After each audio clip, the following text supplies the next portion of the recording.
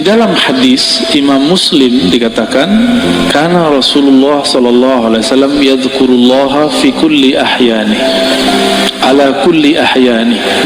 Rasulullah itu selalu zikir setiap hin. Apa arti hin? Hin artinya saat, waktu. Setiap saat, setiap detik, detik per detik, baginda Nabi Muhammad SAW selalu mengingat Allah. Inilah yang diwariskan oleh ulama sufi. Karena kita tidak sanggup berzikir setiap nafas, naik turun, maka dibuatlah zikir pagi sore berdasarkan ayat wasabbihuhu bukratan wasila, dan bertasbihlah pagi dan sore. Lalu kemudian dilatihlah qalbu menyebut nama Allah, dimulai dari 100, naik 500, naik 1000, itu latihan. Angka-angka itu cuma latihan, bukan riya. Orang berzikir dengan angka bukan riya, itu cuma latihan. Puncaknya nanti tidak pakai angka lagi. Tapi kapan kita zikir tanpa pakai angka? Kalau sudah menjadi pewaris Rasulullah sallallahu alaihi wasallam. Malaikat-malaikat Allah dari awal dicipta sampai sekarang itu mereka cuma mengamalkan 1 atau 2 zikir. Jadi ada malaikat yang zikirnya cuma subhanallah, ada yang subhanadzil izzati wal jabarut, ada yang zikirnya cuma Allahu akbar, ada zikirnya cuma la ilaha illallah. Itu malaikat dan gak putus. Maka di saat seseorang berzikir sebanyak-banyaknya, di saat itu sisi malaikatnya muncul. Malaikat tidur enggak? Enggak. Malaikat lalai? Enggak. Malaikat makan? Enggak. Makanya orang-orang yang sudah ahli zikir ini makannya bisa berkurang, tidurnya bisa berkurang, karena dia sudah mirip dengan malaikat. Nah, itu namanya ahwal malakiyah, ahwal malaikat. Tapi ini nggak boleh lama-lama, bisa mati dia. Tubuh ini tubuh insan, tubuh bashar, mesti dikembalikan kepada basyariah. Manusia butuh makan, manusia perlu tidur. Maka Nabi SAW ketika melihat sahabat-sahabat beliau kedapatan ahwal ini, maka beliau mengatakan, ana atqakum, aku yang lebih bertakwa, tapi aku masih tidur, aku masih nikah, masih bekerja. Ya. Jadi kalau ada orang merasakan ahwal seperti ini, itu nggak boleh lama-lama. Dia harus punya guru, mursyid yang akan membimbing dia untuk masuk ke ranah berikutnya. Kata zikir artinya ada 2. Pertama, zikir berarti benar-benar menyebut Allah, ya. Kadang-kadang diartikan dengan makna yang lebih banyak, ya. Jadi ada makna secara harfiah, ada makna secara majaziyah ataupun di luar itu. Bisa jadi diartikan zikir itu salat Jumat, Al-Quran, majelis ilmu. Tapi itu penjelasan lain. Zahir dari zikrullah menyebut Allah, ya. Dalilnya di sini disebutkan ada sekitar 15. Ini baru sebagian. Lebih dari 200 ayat mengenai zikrullah, ya. Kalau lebih dari 200 berarti penting nggak zikir? Lebih penting dari umroh, ya. Tapi kenapa di musim normal orang lebih sering ngajak umroh? Kenapa banyak ustadz umroh tapi sedikit ustadz zikir? Bener. Kenapa banyak orang bermimpi bisa umroh tapi sedikit orang bermimpi bisa zikir yang banyak? Karena kalau zikir doang fulusnya tipis, kata dia. Kalau umroh fulusnya buahnya. Siapa bilang ya? Itu nggak ngerti dia nggak faham ayat waladzikrullahi akbar. Sungguh menyebut nama Allah itu lebih besar dari semuanya. Orang kalau zikir apa aja jadi besar ya. Cuma masalahnya nggak yakin kepada Allah Subhanahu wa ta'ala. Dalam surah Al-Baqarah ayat 152 Allah mengatakan fazkuruni azkurkum. Saya sudah pernah syarah di sini. Sebutlah aku, ingatlah aku akan ingat kamu. Duluan mana yang mengingat, Allah atau kita? Allah. Maka ciri-ciri tanda-tanda Allah lagi sebut kita digerakkan oleh Allah menyebut namanya. Itulah hakikat ayat ini.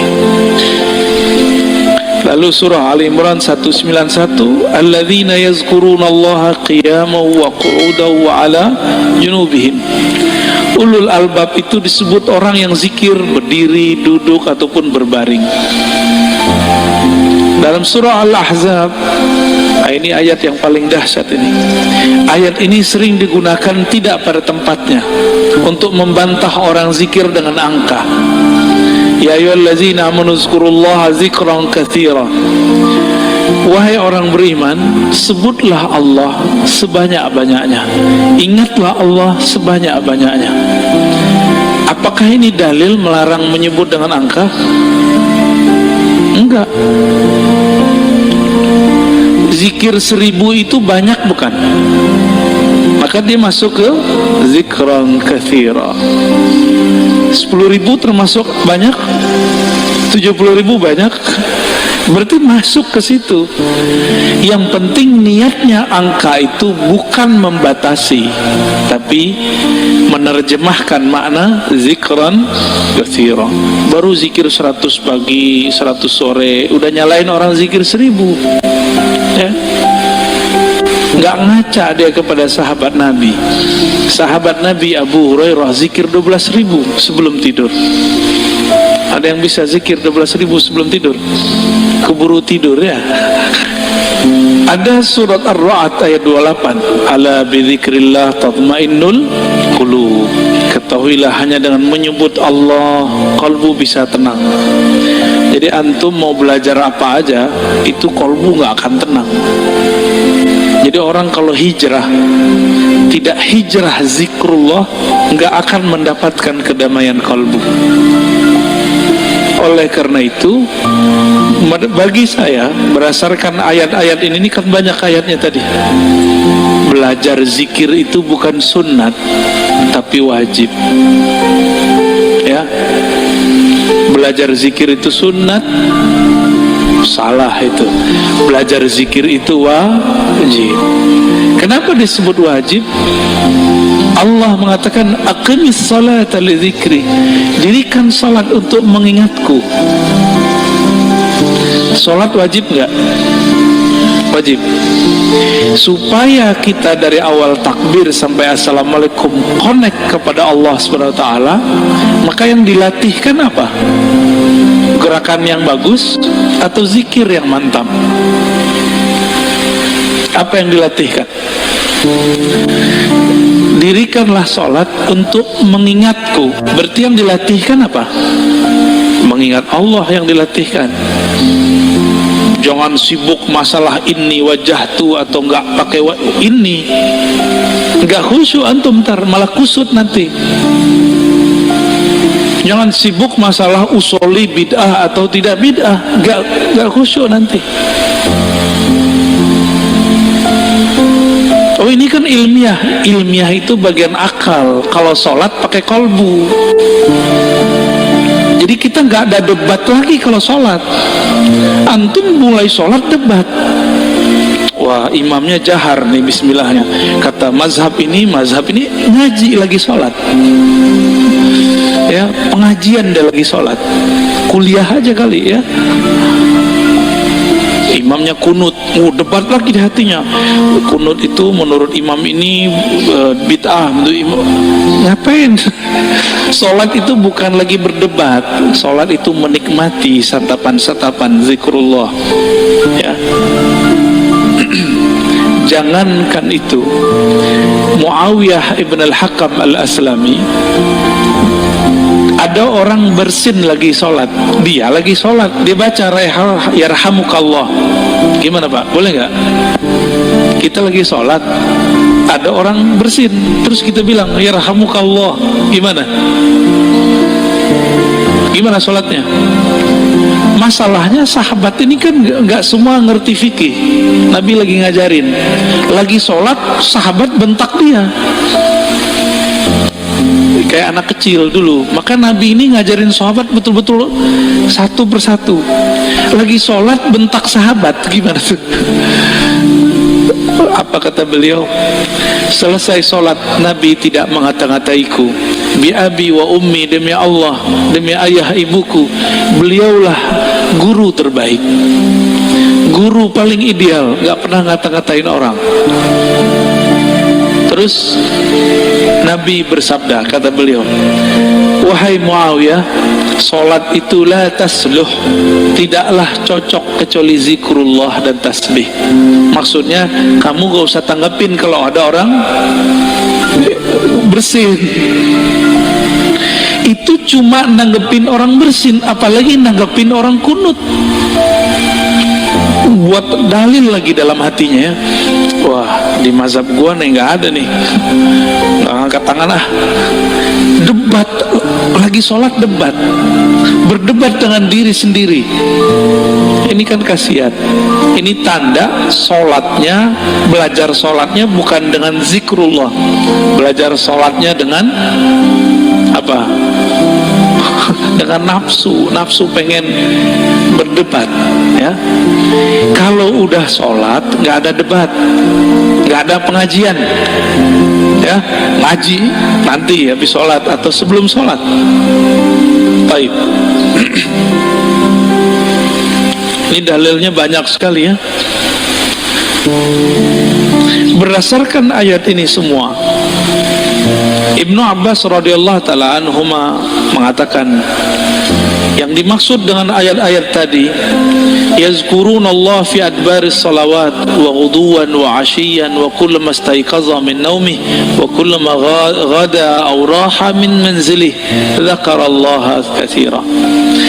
Yang dimaksud ayat-ayat tadi, zikir pagi sore, orang yang tidak lalai karena bisnis, yaitu mereka yang zikir ba'da sholat, zikir huduwan wa asyian, pagi dan sore, zikir saat bangun, zikir saat berangkat, zikir saat pulang. Jadi nggak ada waktunya kecuali zikrullah. Qala Mujahid, murid dari Ibnu Abbas, mengatakan, seseorang nggak disebut ahli zikir hatta yazkurallaha qa'iman wa qa'idan wa muttaji'an, sampai dia ingat Allah baik dalam keadaan duduk, berdiri ataupun tidur. Gimana caranya zikir dalam tidur, Pak? Udah ada nyoba belum? Ini aneh nih minum. Gimana cara zikir kalau lagi minum? Bismillah, itu zikir sebelum minum. Bismillah, itu zikir sebelum minum. Lagi minum, zikirnya apa? Pusing kan? Nah, ini yang mau kita bahas nanti. Kita lagi makan, bisa nyebut nggak? Kan nggak bisa. Apa dong zikirnya? Zikirnya ada dua. Pertama, sebut di kolbu.